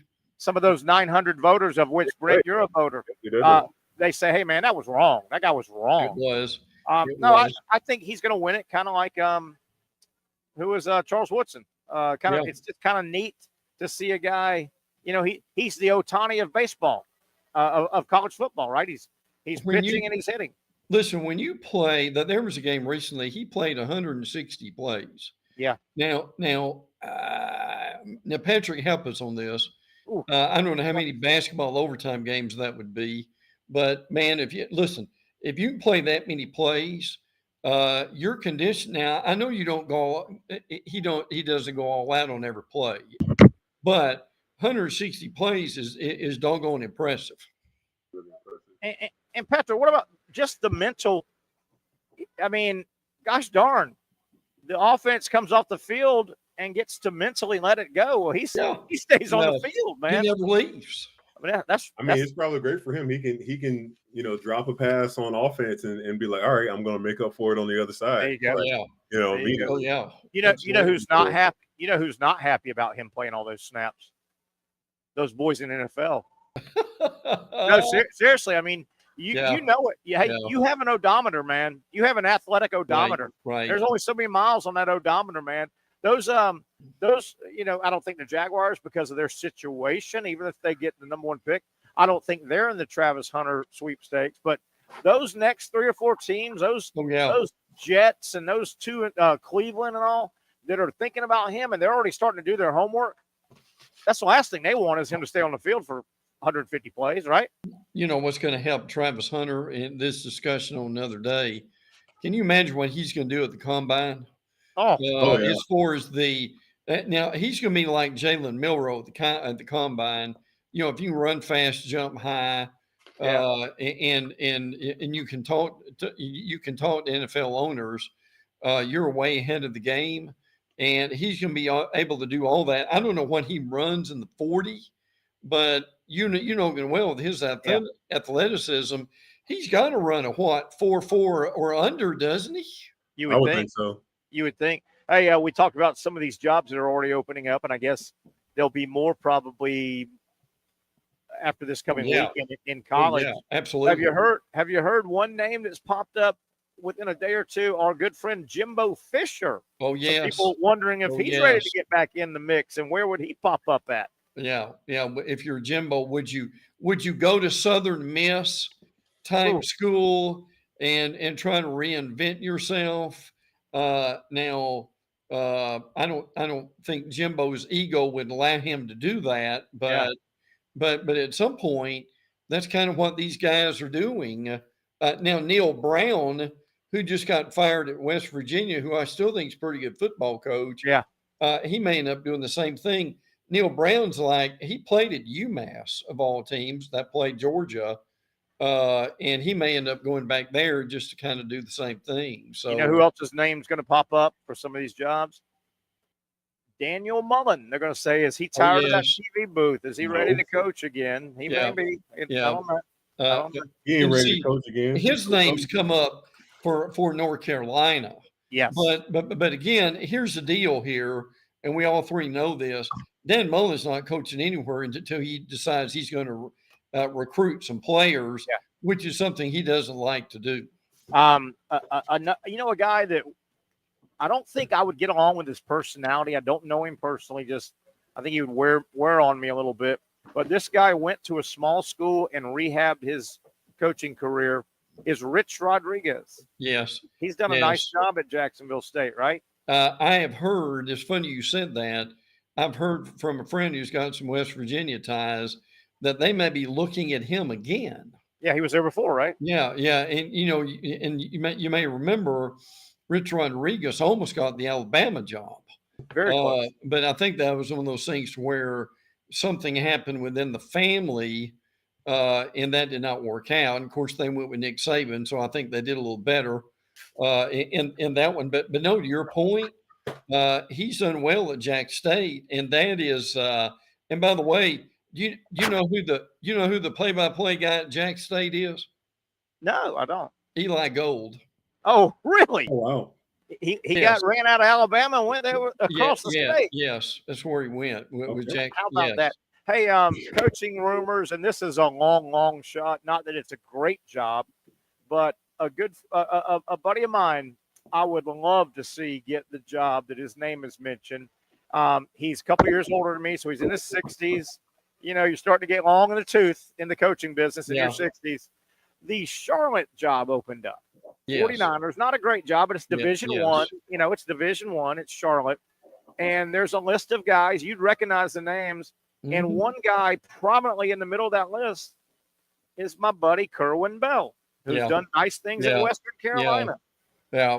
I tell you, I'd love to see Kerwin get that job. I also thought, I think the job's too big for Kerwin at this point. But if I was UCF, I would entertain Kerwin and pay him $2 million. You know, and say, let's see what this guy can do. Well, I can tell you this: if what you ought to do is do a twofer, as we used to say in Alabama. Yeah, you hire Kerwin as the head coach, and you hire his son Cade Bell, who has a meteoric rise as an offensive coordinator, to be the offensive coordinator there, and that would be tremendous. I can tell you right now, he actually get them on the map offensively, then he's really got something going. Well, what you would do there, if the Kerwin hire went perfect, obviously he would bring his boy. He'd bring Cade probably with him as his OC.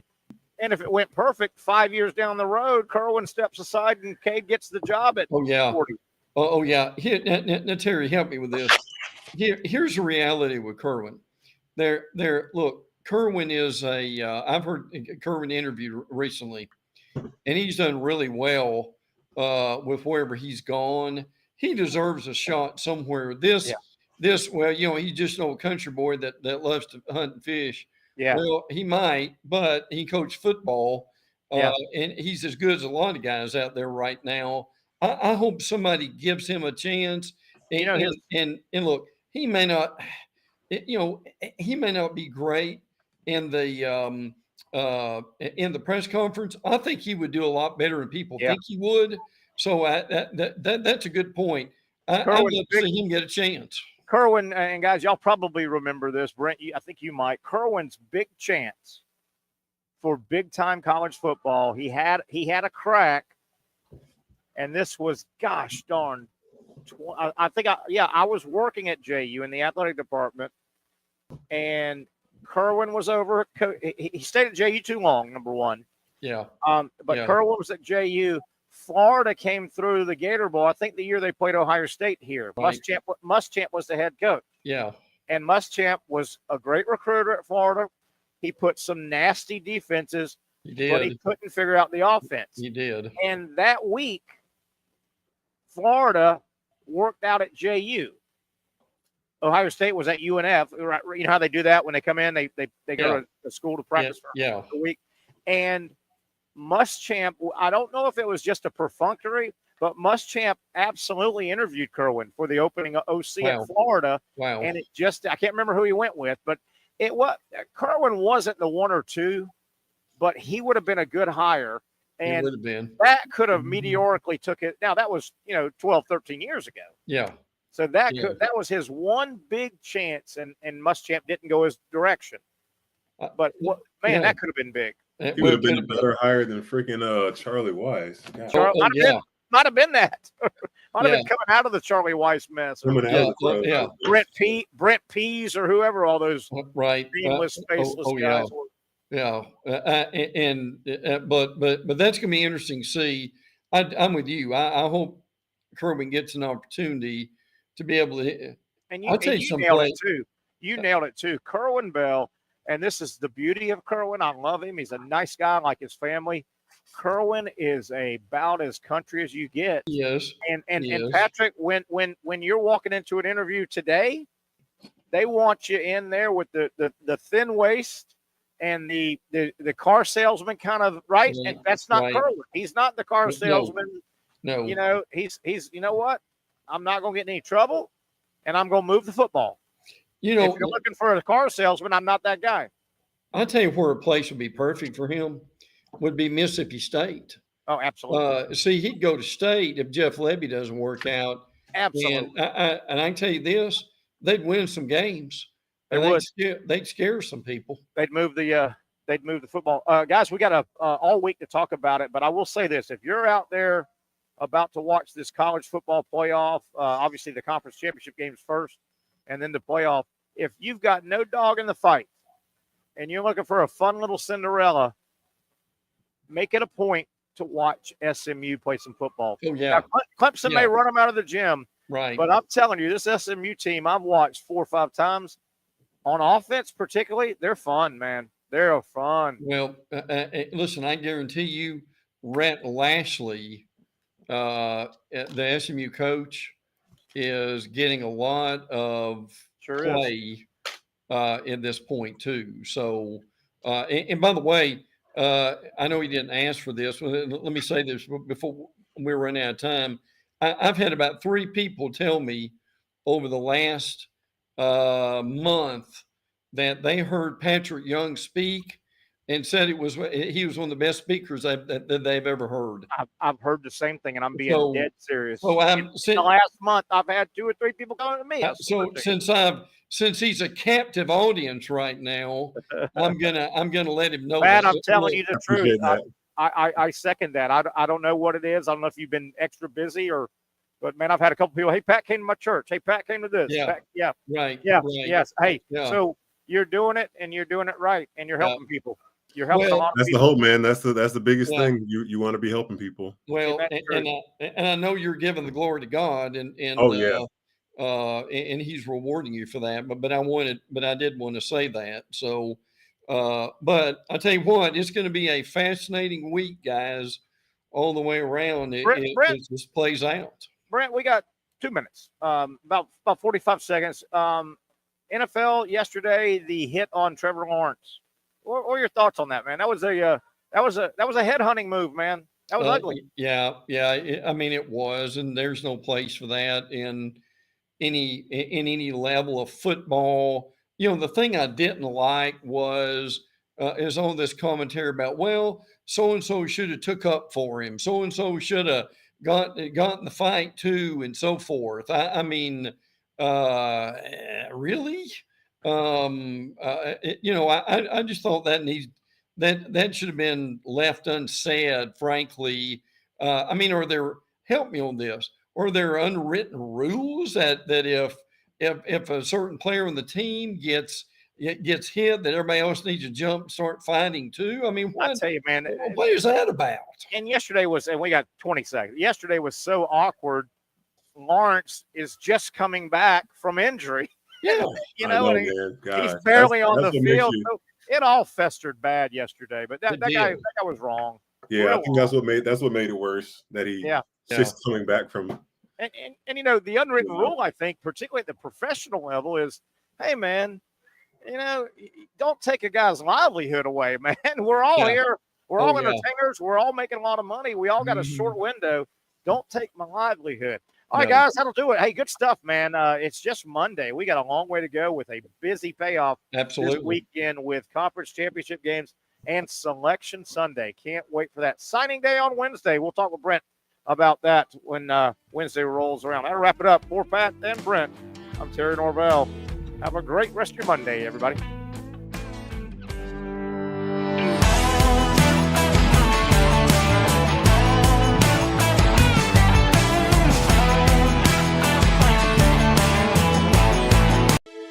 For those dealing with pain from a sports injury, arthritis, or spine condition, Southeast Orthopedic Specialists offers innovative new non-surgical options. Our regenerative medicine treatments, including platelet-rich plasma and other regenerative treatments, use your body's own restorative cells to aid in treating injuries. These procedures are performed in our offices and typically require minimal downtime. If you want to get back to doing what you love, our regenerative treatment options may be right for you. For more information or to schedule an appointment online, visit our website.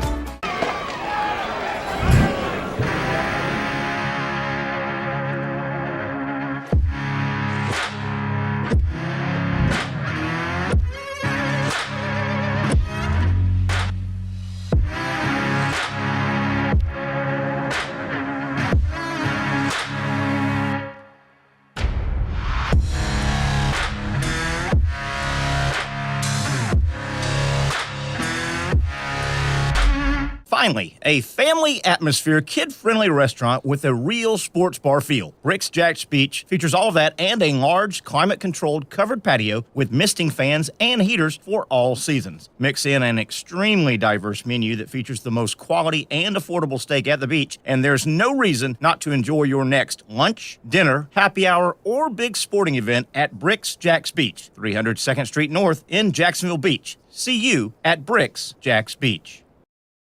You really got to hand it to him. Hold on. The previous play is under further review. I'm not sure what he could review, but okay.